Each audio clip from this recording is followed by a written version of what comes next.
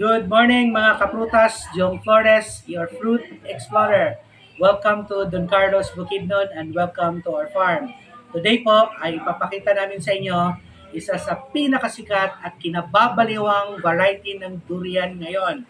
So, ano pala itong tinatawag na Musang King? So, Musang King po is a Malaysian variety and we're very fortunate kasi merong iilan na meron talagang nauna sa pagkakaroon ng durian na ito. Sa Singapore, Thailand, at saka sa ibang Southeast Asia, ang per kilo nito umaabot ng 1,200. So here in Mindanao, isa tayo sa mapalad na nagkaroon ng mga naunang mga puno ng tinatawag na Musang King.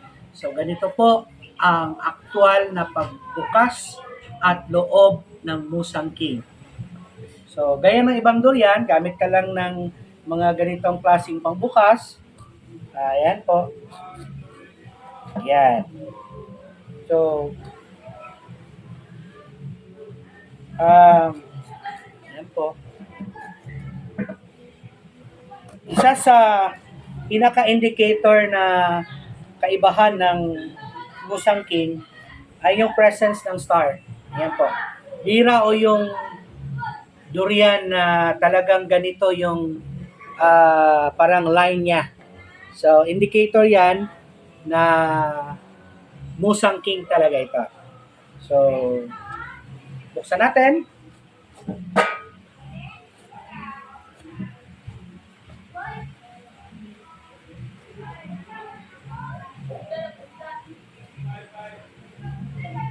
So, worldwide talagang ang Musang King ay number one talaga na gustong-gusto ng mga tao, no? Especially Asian countries.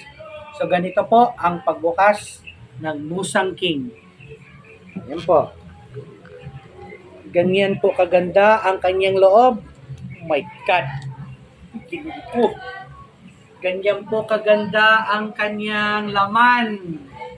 Ayan. Ganyan po kaganda ang loob ng Musang King. Ayan po. Sa ngayon, very limited pa yung bunga. But I'm sure, in few years from now, marami na ho tayong bunga nito. So, gaya ng aming laging sinasabi, ang the best part ay, tikiman na! Ayan. So, Musang King, tikman natin. Very thick talaga yung laman niya, no? Yan, no?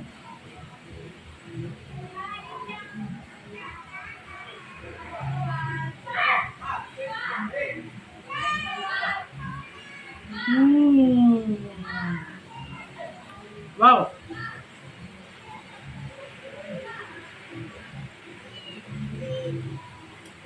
Kaya pala.